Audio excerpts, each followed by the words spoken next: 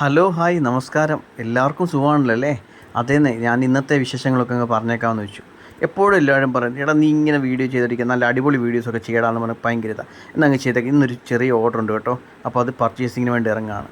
അപ്പോൾ രാവിലെ ബർമുഡയൊക്കെ കൊണ്ട് ഇറങ്ങി. ബർമുഡ ഇട്ടപ്പോഴേ മമ്മി പറഞ്ഞു, ആ നിൽക്കുന്ന നീളം കുറഞ്ഞു കൂടിപ്പോയെന്ന് തോന്നുന്നു. അതെ, ഹാസ്യമായിട്ടാണേലും മമ്മി നമുക്ക് ടാക്കിയതാണ് എന്ന് മനസ്സിലായി. എങ്കിലും ചെറുപ്പക്കാരനാണ് നടിക്കാൻ വേണ്ടി ബെർമുഡായിട്ട് ഇറങ്ങി. അതെ, ഈ ബെർമുഡയൊക്കെ ഇട്ടുകൊണ്ട് ഇറങ്ങി കഴിഞ്ഞാൽ നമുക്കൊരു കോൺഫിഡൻസ് ആണേ. സത്യമായിട്ട് പറഞ്ഞതാണ്, വെറുതെ അല്ല കേട്ടോ. താഴെ ഇറങ്ങി നേരെ സ്കൂട്ടർ എടുത്ത് നേരെ നമ്മുടെ പ്രൊവിഷൻ കടയിൽ ചെന്നു.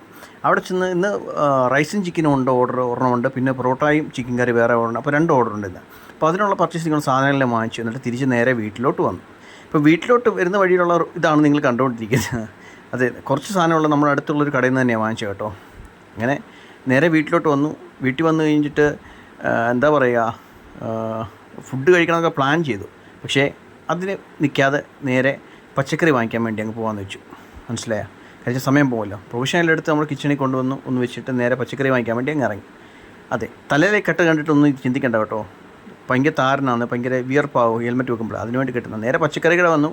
അവിടെ നേരെ പച്ചക്കറി കുറച്ച് ഓർഡർ കൊടുത്തിട്ട് നേരെ ഇനിയും പോകുന്നത് ലോട്ടറി വാങ്ങിക്കാനാണ്. അതെ, ലോട്ടറി വാങ്ങിക്കാൻ പറഞ്ഞാൽ നമുക്കൊരു വലിയ സന്തോഷമാണ്. കാര്യം ചോദിച്ചു കഴിഞ്ഞാൽ എന്താ അറിയോ, വൈകിട്ടൊരു 3 മണി വരെ നമ്മൾ വലിയൊരു രാജാവായിട്ടിരിക്കുമല്ലോ. പിന്നെ നേരെ വീട്ടിൽ വന്നു, സാധനമെല്ലാം വാങ്ങിച്ച് വന്നിട്ട് നേരെ നോക്കിയപ്പോൾ അമ്മയും അപ്പച്ചനോട് ചേമ്പ് പുഴുങ്ങിയെല്ലാം കഴിച്ചുകൊണ്ടിരിക്കുന്നു. എന്നാൽ കഴിച്ചേക്കാമെന്ന് വെച്ചു. അതെ, പെങ്ങളിപ്പം വിളിക്കും, ഈ ചേമ്പ് പുഴുങ്ങിയൊക്കെ എന്തിനാണ് നാട്ടുകാരെ കാണിക്കുന്നതെന്ന് ചോദിച്ചു. അവിടെ വിചാരം ഈ ചേമ്പ് പുഴുങ്ങിയൊക്കെ എൻ്റെ മോശമായിട്ടുള്ള ഫുഡാണെന്നുള്ളതാണ്. ഏത് പെങ്ങളാണെന്ന് ഞാൻ പറയുന്നില്ല. പിന്നെ ചിക്കനെല്ലാം വാങ്ങിച്ചുകൊണ്ട് വന്ന് ഫുഡെല്ലാം റെഡിയാക്കാനുള്ള പരിപാടിയിലേക്ക് പോകണം. അപ്പം പിന്നെ കാണാം.